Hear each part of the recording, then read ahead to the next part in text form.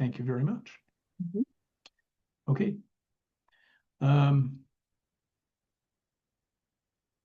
So I want you to take a piece of paper, if that's how you do it, or Evernote or OneNote or whatever note thing you have on your laptop, and just write down briefly a description of a problem or an opportunity that's going on in your business, your organization right now that you'd like to look at.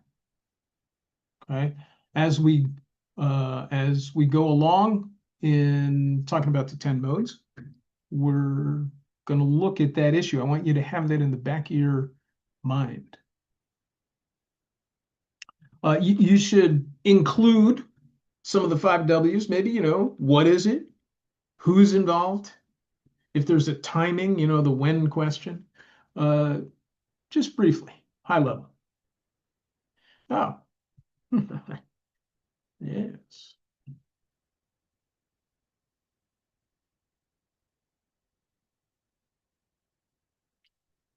Okay, so for those of you who have just joined, we're writing down, welcome to Working with God, the 10 Modes of Elevated Leadership. We're writing down a problem or an opportunity, in other words, a challenge that we're working on. I just asked everybody to write it down either on a piece of paper or in their notes, super briefly, the what, who's involved.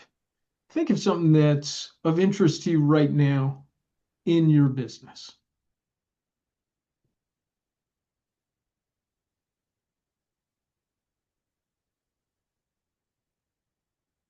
Okay, just a brief statement of that. And if you don't have something like that, maybe you're in transition. So I put here the business of life because it's personal. And this can also apply in your personal life. Either way.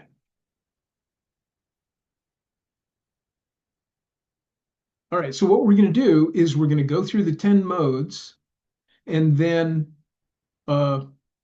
apply them a little bit more deeply. But first, the question is, why should we do it? What is even the challenge here? What's the problem? So I'm just going to describe what we do in daily life, in business. We want to succeed. We don't want to fail. I imagine there's nobody here who actually wants to fail, right?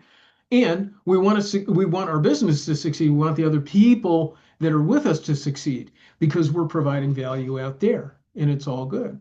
So we generally set the bar someplace and we succeed at something.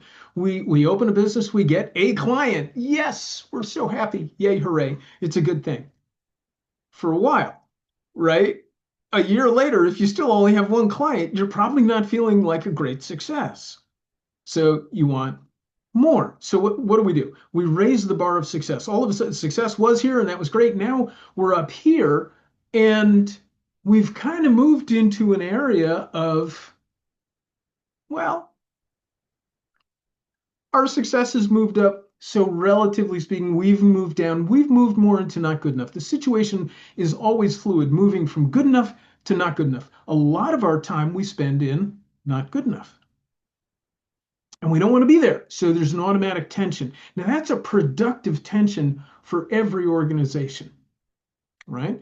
And so as leaders, we're focused on resolving that tension and moving towards success. But because we're always raising the bar, we're always in that tension.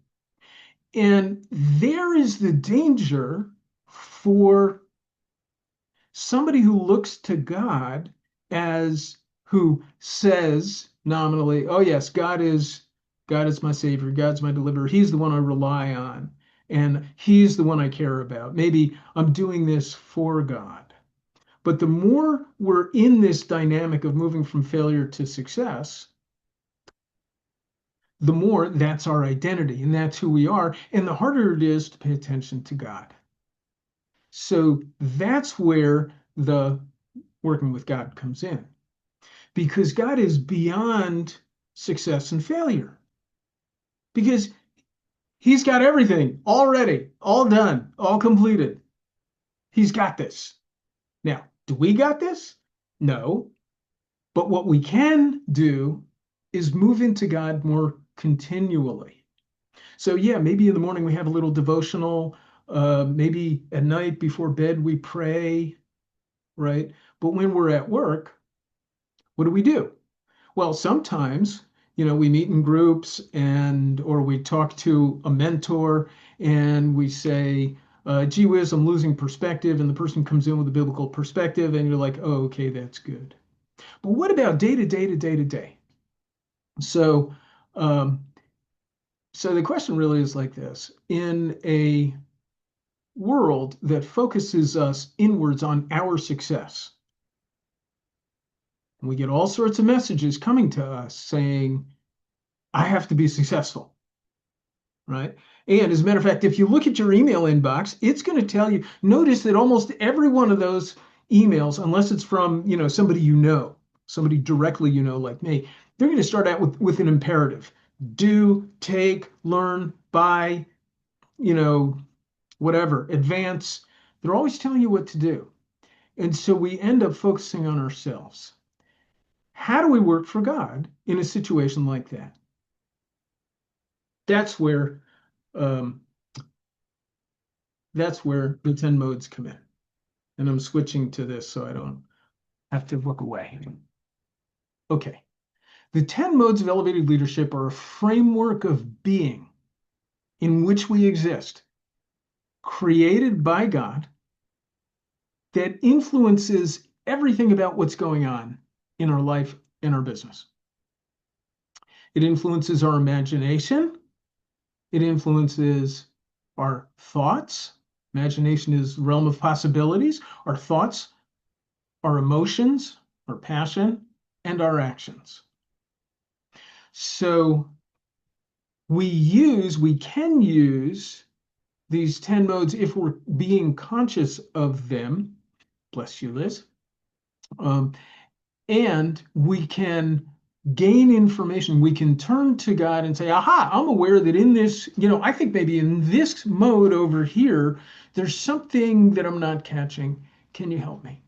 Well, would you help me? Obviously, he can, right? Okay.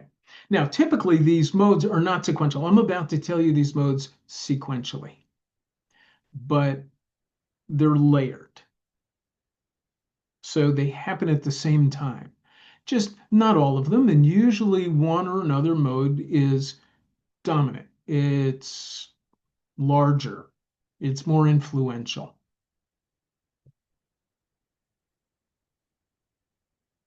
And we're hoping that the clicker will work. Okay. So the first 6 modes of the 10 are really all we need to manage the known of our business. The modes that you see highlighted here, intent, wisdom, impetus, go, know, and prime, we'll go into them in a minute. And these 6 things will describe all of the situations that go on in daily life in a business. However, there are times of great change, rapid change, and these modes are insufficient to deal with them. This is good for maintenance. This is good for keeping you at the top of the organizational life cycle. But sometimes we need to engage in the unknown. Like, for instance, AI is coming in at a rapid pace right now, right? So how do we deal with it? We haven't experienced AI before. There's all sorts of technological disruptions that are happening now, but also along with it, every generation is different. They have different expectations, different assumptions, different needs, different ways of working and interacting.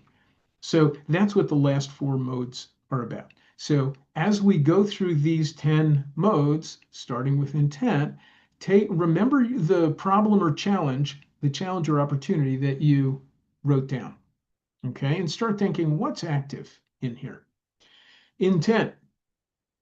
You're starting a business, you're starting a project, you're looking at your team with a new thing to do, a new initiative. Well, you need an intent. So you create a point B. We're over here. We want to get to here. That was pretty much what I described with the not good enough to good enough, failure to success. Okay, very simple. This is a mode of thinking. The question for us, as people who are concerned with integrating God, is whose intent is it?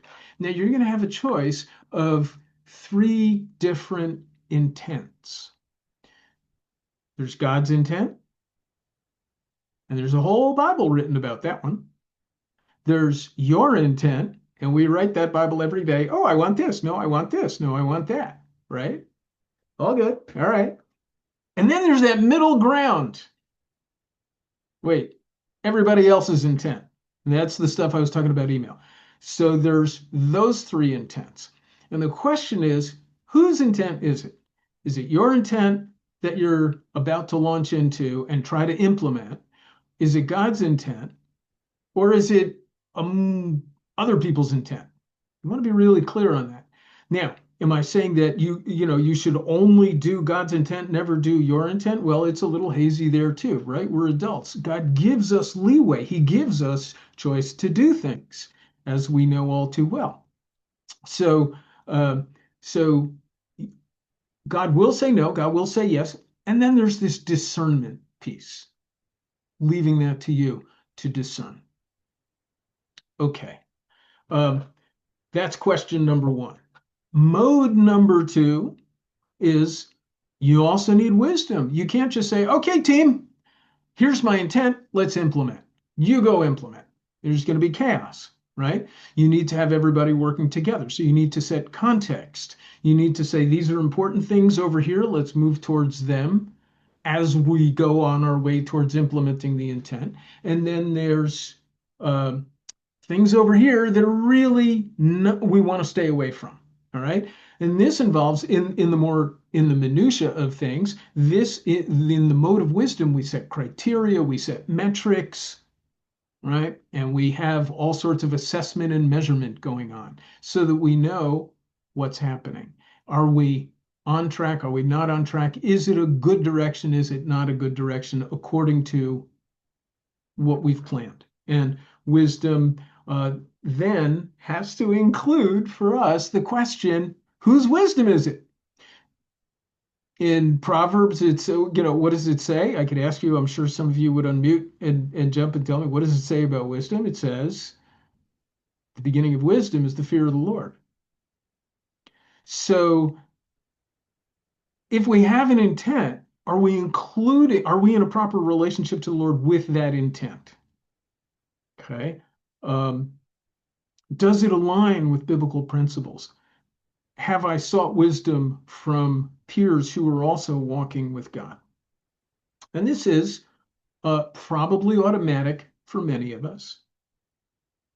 Now, nothing has happened yet. We have a great idea. We have wisdom. So that was kind of like the planning stage.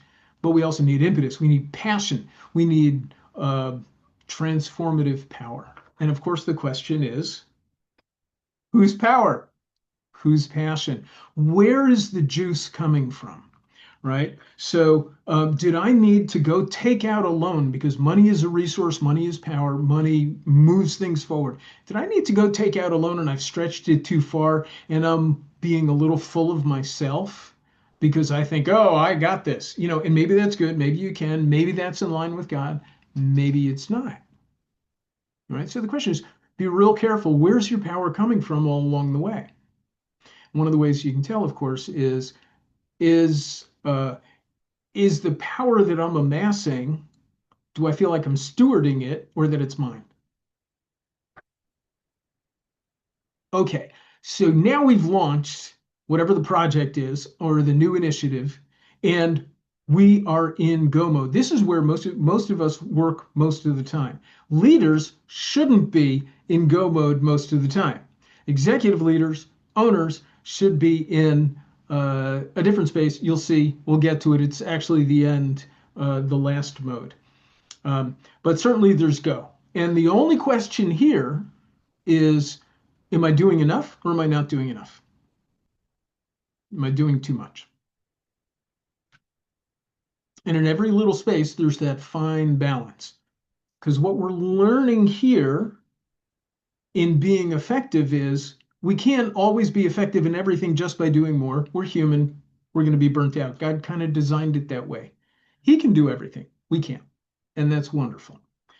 So we move into the next mode and we apply if we've been finding that we've been doing too much, which often, for instance, at the beginning of an organization is going to happen, right? Go, go, go, go, go, go, go, 12-hour days constantly, 12, 14, 16-hour days. We need to enter no mode. Do we have enough now? Do we have enough policies, regulation, procedures? Do we have we set our margins correctly? Yeah, well, they were our margins were too slim, and so we had to work too hard. We're going to say no, no, stop working so much. We're going to be more efficient with our energy. And that's if you're in line with God. And this is so each one of these, remember, is just to take to the Lord in prayer. Say, you first analyze it. You say, well, okay, I think, actually, I think we need to set this. We need to set this boundary. We need to make the margin bigger. Lord, what do you say? Because not my will, but thy will. And where does all this get organized? In prime. Prime mode is the typical executive leadership mode um, for the way things go in the normal daily. In prime, the leader takes the intent, is aware of the intent, thinking about the intent, what the frontline employee doesn't have to. They have to go and maybe balance a little bit of no, that's about it. But you're taking all five previous modes, intent, wisdom, impetus, go, and no, and making sure that there's enough of each, not too much of each, and the right ones in each situation. This is leadership agility, managing according to modes. Right now, you need all common sense, and this is very high level stuff. But when you have a challenge, when you've hit a plateau, and you're like, "Wait, what's going on?" Or when all of a sudden your cash flow is, you have to dig a hole to find it so far down there. What's going on? So you look back at the intent and you look at the wisdom. Did the wisdom change? I don't want to talk too much because really what it's about is you applying these things, and we're going to do that in a second. Now, this was all managing the known. And all the leader does is say, do I have the right amount of each mode? Take it to God and discern. Notice each time you take one of these things to God, you're becoming more intimate with God because you have to discern, you have to hear, and you have to obey. Then something happens, something significant happens. Qualitative change or a quantitative change of large order. You had 14 employees at the beginning of the year. You took on this huge client that God just rolled your way. And now all of a sudden you have to have 50 employees. Whoa, how do you do that? Managing the wave is reaching out into the unknown. And to do that, you have to feel very much, you have to surf the wave. There's a lot more about this in the book. So I'm just going very high level and very fast. And there's a lot of application. But you basically have to be very ultra careful of what's going on, ultra aware of the environment. And your question isn't around, what's our 3-year strategic vision? It's like, what goes on this week? Because things are changing very quickly. Where now? That's the question. Now, let's say you've done this and the Lord has sent you this client. I'm just taking an example, but you have your own example. And you are now moving rapidly. You're building your business, or maybe you're paring it down, or maybe you're splitting it, or maybe you're adding a nonprofit, or maybe you've got a whole new set of clients, or maybe who knows what's going on. Maybe there was a church split in the town next door, and all of a sudden you have a whole bunch of people coming to you. Whatever it is, you're now in a new place. The Lord has lifted you up on a wave and set you down where? In abundance. Now, to get there, you absolutely have needed to rely on the Lord more than ever. These last four modes are much more about watching God work and staying in line with what God does. Right now, I myself and my business, you see Ray here on the call from Kingdom Factor. He's one of the co-founders of Kingdom Factor, and I'm joining Kingdom Factor, which is Christian business leader peer groups, right? So this is a very new thing for me. And I am reaching out in a whole lot of go to people. And my business, Reframed Reality, is being moved on a wave as I connect with new people, putting me down in a new place in short order. This new place is worthy of celebrating. So this is where your culture of recognition and celebrating small wins comes in. This is where it's delight. Maybe you even decide to do profit sharing, whatever it is. This is bounty. This is good. You recognize God's goodness. You have a culture of gratitude. And people are actually really happy. You end up being on the list of the, 10 best places to work in the DC area or in wherever else you are, Indiana or California. Okay,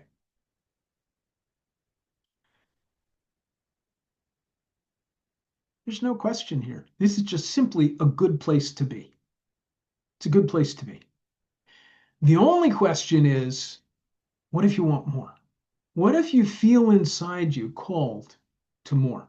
What if your business is doing well, but you want to expand? You just feel like there's other people out there to serve that you haven't met yet. There's only one way to do it in God's kingdom, and that's forgive the strength of this next one, but here we go. As soon as I can figure out how to move the screen, there we go. The mode of death. That's the mode of ultimate surrender because your business is not yours anymore. You've seen what God does in an instant. You know that it's not you. And you've listened, you've really been really careful to listen of who to say yes to, who to say no to, what to say yes to, what to say no to, what's moving, where to put your resources. And you've seen God's bounty. So now all you can do is surrender your identity even more. Are you tied to something? Don't let it die if God is calling for that thing to die. Maybe you're ready to sunset a program. If it's the organization and it's a nonprofit and you have a program, if it's an association, you want to sunset a program. Maybe you want to sunset an offering. That leads you to CEO, the final mode, the chief's executive officer. You're now not in business for yourself. As a matter of fact, it's not even your business, it's the chief's business. And there you are as a servant leader. And here, there's no more difference. So if there's ever a difference, if there's ever a challenge, one of the first things you want to ask yourself in analyzing is, wait a minute, is this my business or is this God's business here?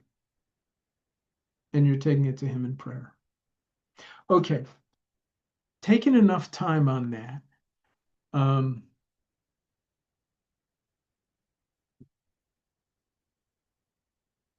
think I'm going to ask, I was going to ask you right now to apply this to what you wrote down, the challenge, the opportunity. Okay, to go back. In order to do that, though, you should probably have this thing that I'm about to drop in the chat, which is give me a second here.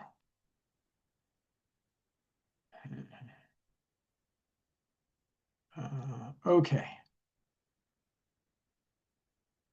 So here, if you want to download it, you can have it in front of you. This is a worksheet that, excuse me, lists the 10 modes, what each of the 10 modes is, just as a refresher, because I just kind of fire hosed you at a high level.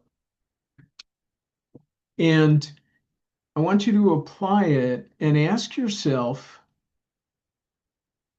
analyzing this situation here according to the modes, what do I think is really in operation? Which modes are most dominant? Which modes are weakest? But the important thing is which mode is really in operation here in your situation. So take a minute for that.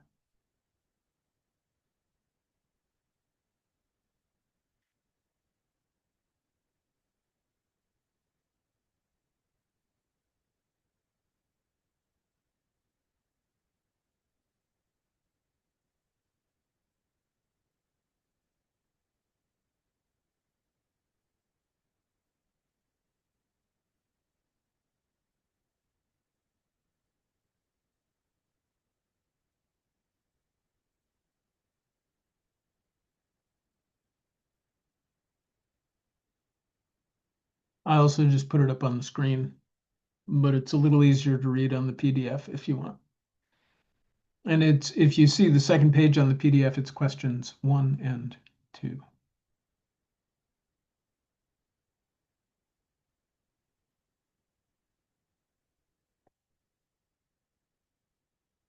Okay, you got it? Awesome, Dave. Way to go. That was impressive.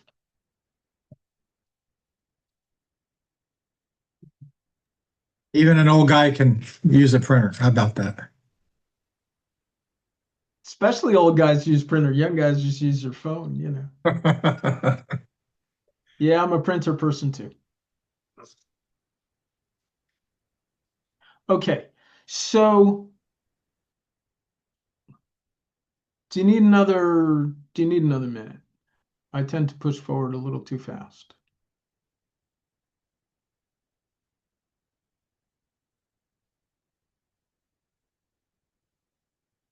Yes or no is fine.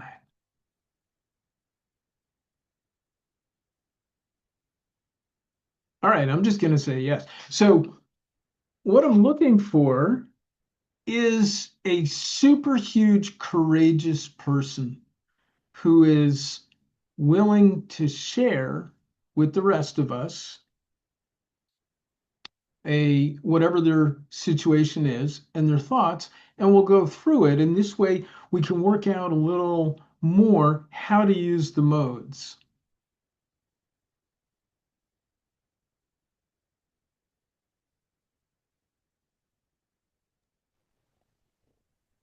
I'm happy to share unless somebody else wants to. Liz, you are one of the most courageous people I know.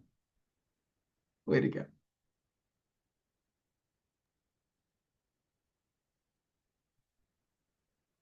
Go for it. Okay. All right. Mine in a nutshell is so I own a business and I'm thinking about what does succession planning and retirement and exiting of that business look like in a proactive way?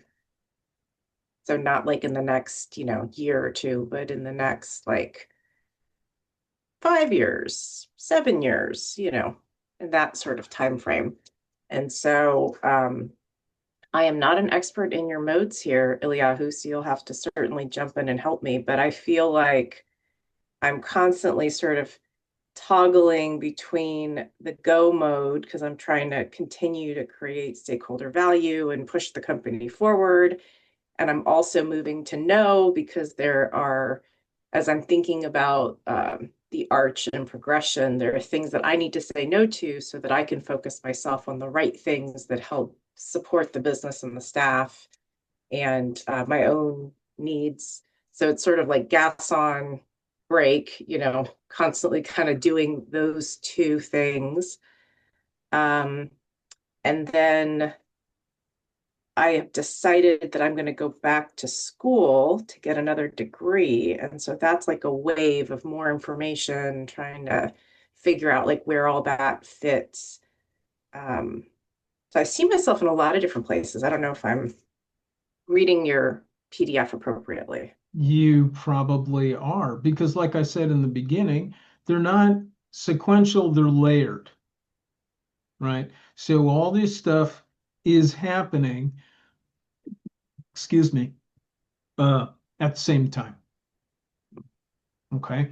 So, out of what you just said, I'm trying to hear what do you see as the mode that is in most operation regarding your succession planning or your successioning, not the planning necessarily?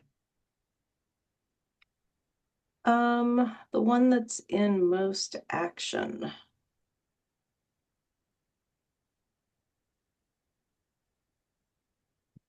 Well, I didn't mention it, but as a company, I think we're sort of, I feel like we're in this harvest place where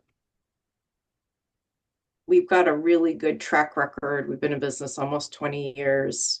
There's a lot of really positive things that are happening. So while there's the go and the no go that's happening, I think so we have moved to things like profit sharing and community give back and things that are bigger than just the business.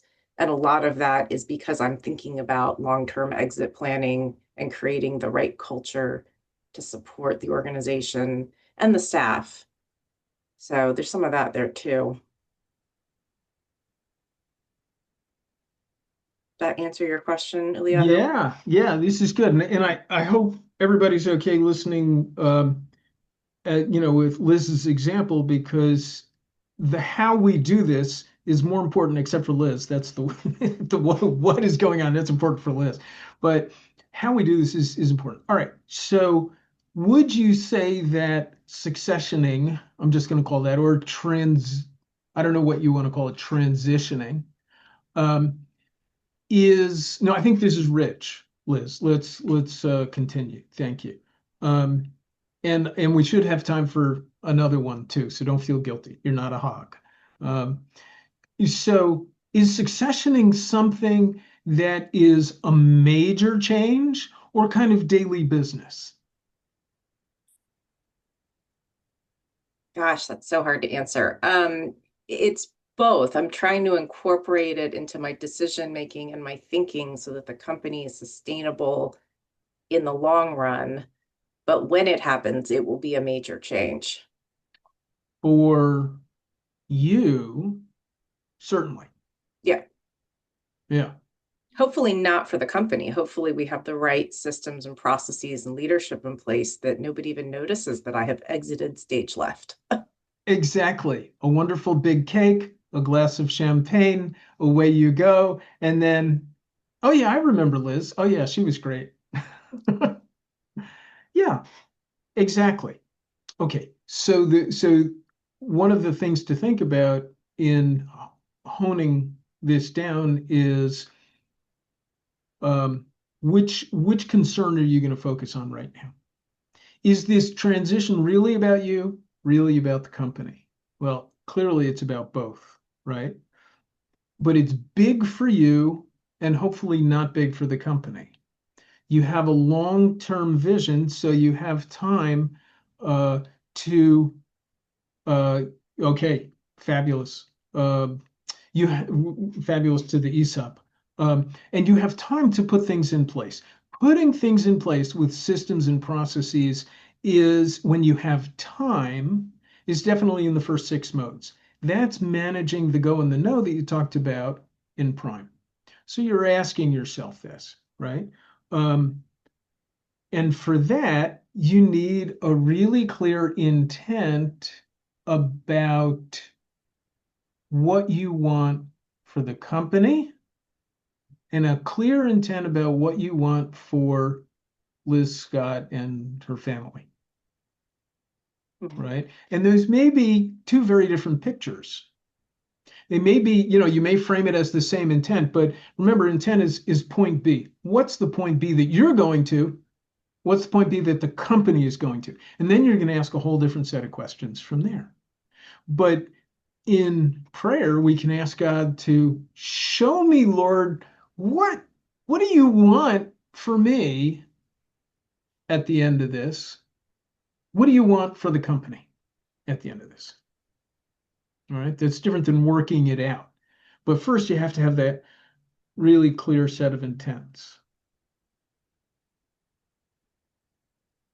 Yeah, that resonates.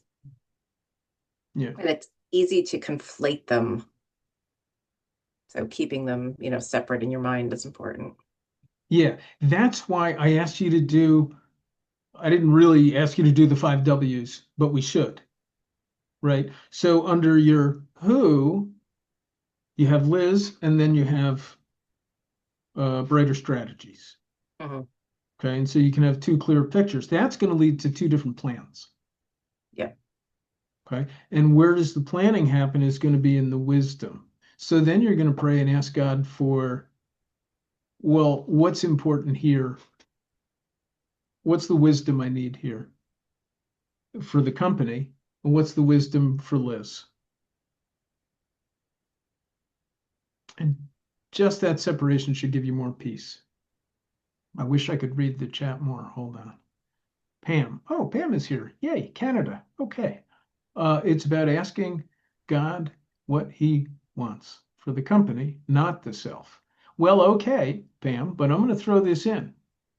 If Liz didn't exist, the company right now probably would not be able to transition well. What I meant was God's desires for the company, not our own desires for the company. Is that what you're saying? I'm having a hard time hearing you. Can you speak louder? Can you hear me now? Can you hear me now? Yeah, good. Okay.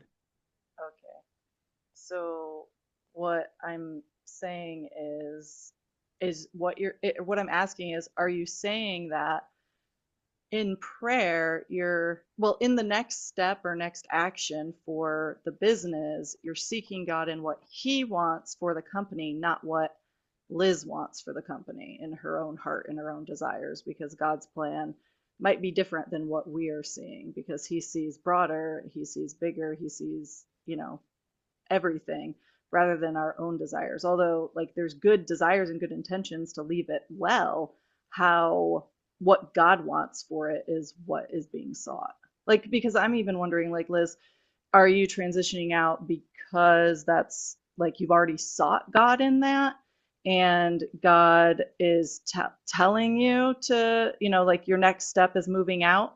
Because then, if that's the base, but if then we're saying, okay, God, I'm going to move out and I'm asking you to bless that and tell me the way, if that's not his way, if that's not his plan, if that's not what he wants, then how can like Liz even hear from God in that?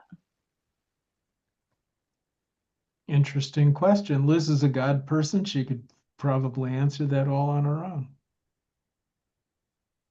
Yeah, that is an interesting question. I feel that God is pulling me into uh, new but adjacent pathways to what I currently do, if that makes sense, without getting into a lot of detail.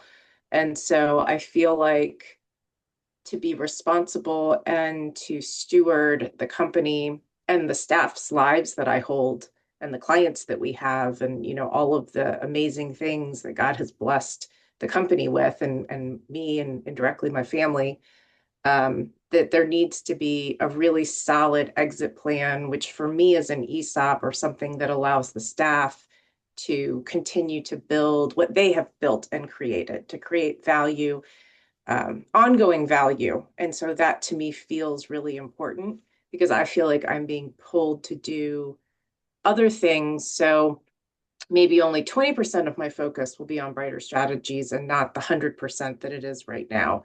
And if I'm only operating at 20%, then I need to make sure that if it's God's will that the company continues, which I think it is, then there are things that have to be put in place so that I can exit in a graceful manner.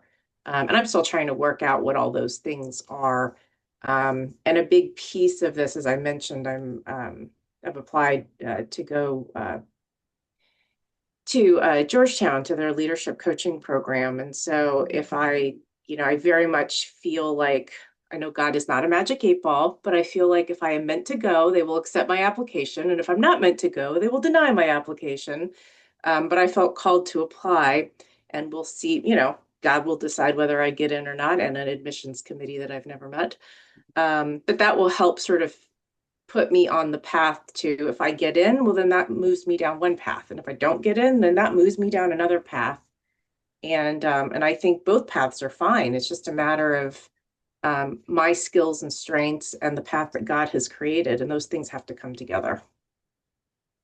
Beautiful. So when you're looking at the Georgetown question. And when you're looking at the ESOP, those are two different approaches. So let's think modes for a second. And with the Georgetown thing, if you went down that road, that would be like being moved up on a wave and being put down on a shore. Just like I'm Yeah, for sure sure. before you were a PhD, you were in one place. After you were a PhD, you were in a totally different place, right? Yeah, and I think that speaks to Eliyahu, your earlier point about there's the piece that affects Liz, and then there's the piece that affects the business, right? So will Georgetown coaching, that's about me, although it will help the business, it's not about the business.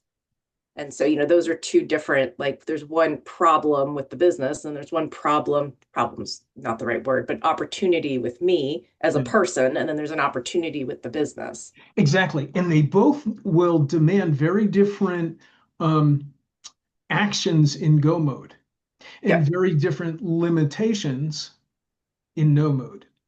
As a matter of fact, when you do a new program, the no mode will probably have to be around other things in your life because the go mode with Georgetown is going to have to be so strong, right? I've already told my husband he needs to start doing laundry and Yes. grocery shopping, Yes, exactly. Yeah. Right. Right. Exactly. So the big question in Wave, which all right, we're going to hold off. We're not going to pray that right now. But big question in Wave is, Lord, can you show me where you want me ending up?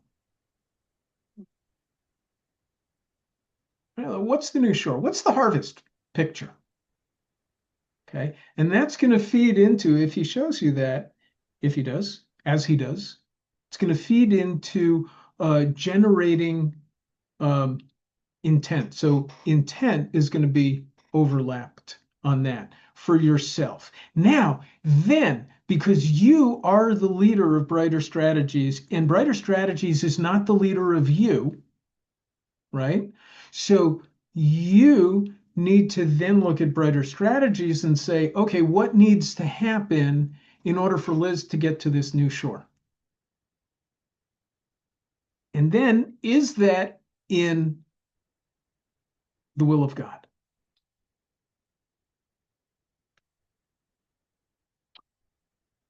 A lot depends on Wave, right? And then you're gonna, when you see that picture, what needs to happen, um, then you get to look and say, okay, what do I need to die to? Is there anything I need to die to? Maybe you don't. Maybe it's just your little by little attrition from the company. Okay. Um, do you have what to go forward with in prayer? Yeah, no, I do. Thank you. Thanks for letting me be the guinea pig. Thank you for sharing. Thank you. And you should just know, I guess, plug for the book. In Appendix B of the book, which you may or may not have gotten, I don't know, there is a prayer list. Okay. And prayer for each mode. So it's just a good Kickstarter. You've been praying for, yay! All right. Way to go. Way to go. Way to go. Beautiful. Okay. Um, we have a choice here. We can either, you know what? Is there anyone here who, because I did promise 55, so we have 6 minutes. So is there anyone here who has a question about what they wrote down and uh, and the application of modes to it, understanding their challenge using the modes? I do, Eliyahu. Go for it, Dave. What happens if you're on every mode, constantly back and forth? And maybe that's not unusual. Just very quickly, because I know we're limited on time, but I retired from the military. I retired from private sector. So I'm kind of semi-retired. But as you know, I write some books and I do some training and I do a lot of public speaking, or I did before COVID. I want to get that kickstarted again, the speaking part. And I'd like to be able to sell books rather than just give them away as $25 business cards, which is okay, for friends and family, but not in the general public. So I'm trying to get back into the for profit. I tell people I run a nonprofit right now, but not intentionally. Uh, I want to be able to get out there and speak about leadership and do some training if that's a good way to go, and sell some books. So I'm generally in the wave section because I kind of know where I want to go. I think I know what I need to do. I'm trying to figure out how best to do it and with whom I need to do it with, if that makes sense. Um, but I find myself sometimes going back to intent. Is this where I should be? Applying all those other tenets that you've talked about, and I'm kind of in a do loop on how do I bust through that and just trying to drive forward. Okay. First of all, you take yourself out of it. You're not in wave if you're the wave has to, only God can roll you a wave. We can't manufacture it. We can go as much as we want to. We can be in go mode all day long. We can listen to what the marketers say and listen to what the publishers say and get on the speaking circuit and do all these things. Are we in God's will? Eventually it'll show up. If you need this a big change for it to be effective, it'll show up as God moving, God opening doors. And your discernment is going to let you know, is God opening doors? Or is this thing right now actually in no mode? And I'm trying to compensate for it being in no mode by being in go mode. That's why the whole question of whose intent is it is super important. And if you have any question about intent, you're probably not prepared for you're not in for a big change. You're not really in wave because the leader has to be clear about the intent. Not always, and in the beginning, you feel it out, and it's like, well, I'm trying to discern God's intent here. Okay, but it sounds like you've sat with this for a bit. So the question of where to go is, if there's unclarity, is always back to intent. I need to immerse myself in intent mode and really differentiate whose intention am I implementing? Mine or God's? Are you getting the signals from God? Are you hearing from God? Are you reading the Bible and it pops out at you when Genesis chapter 12, verse 1, and the Lord said to Abram, go, leave the house of your father and go where I will show you, right? That's a classic statement that it's like, okay, I know I need to move. I need to go. And that'll have to be enough of an intent, and then you figure out the intent from there.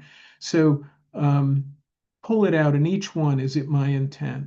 Is it God's intent? Yeah. Yeah, I appreciate that. You're probably right. I'm sure you are right, but it's just hard to keep going back to the beginning again. And because I've done this before, I've been successful at it before, and now I'm not, and I want to try to revitalize it. And I think you're right. I do need to go back to the beginning and make sure the intent is right. So if you've done this before, you're not successful at it at the moment, then there's always death mode. Is there anything I need to die to? If there is, let go of it, whatever it is. Because guess what? The grave is waiting for each and every one of us. Nobody escapes. So you might as well let go now to let God do his will through you. Okay? If there is something that you're holding on to that he doesn't really care about.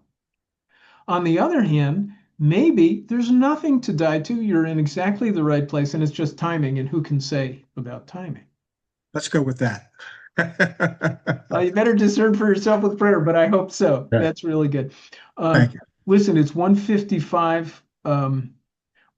I so want more. And you thought I was about to end in prayer, and I am. But I definitely am going to show you this last screen because it's hugely important. There you go. So what to do from here? read the book, implement it. It's a thinker kind of book, you know. It's a thinker. You got to implement it. So spend the time with it. There's these action steps in each one of the chapters. So if you haven't read the book, read the book. I'll pop a URL up in a second. A QR code. Practice the modes through prayer and analysis and prayer, listening. Talk with me about it. I invite you to that. EYL at reframedreality.com. You can reach me. And if this is interesting, this is one of the pieces that is going to be in the Christian business leaders peer group here in Northern Virginia that I had mentioned before. And this is how you find out about it, ready-made. If the left-hand side, you know, the golden letters for that'll lead you to the book, and this will lead you to a little the Kingdom Factor one on the right will lead you to a briefing. It's going to take about 40 minutes. It's on December 3rd. You're all invited. So with that, I'm just going to close out in prayer, and I'm going to say, Lord God, thank you. Your will be done in us and through us. Lord, grant us wisdom that we can see what's important, what's not important, set the right criteria for movement or for waiting with the right metrics even as we approach our business problems, our personal life problem, because it's all yours. Business is personal for us and for you. We trust. And so we thank you, Lord, for allowing us to participate with you, to have a vehicle to pray more clearly and discern more clearly, and to go forward in your business. Lord, let your business be our business. In Jesus' name, amen. So, folks, I hope you enjoyed it. And I hope you follow up. As always, reach out to me. Tell everybody about it. Thank you, Liz, for being such a hero. Thank you also, Dave, for being willing to share. And unless there are any questions and anyone wants to stay, God bless you. Thank you, Ken. Eliyahu, great job. Thank you, Dave. Well Yeah, done, thanks, sir. Eliyahu. Thanks for having me. Yes, thank you. That was awesome. Cool. So good to see you all. Bye.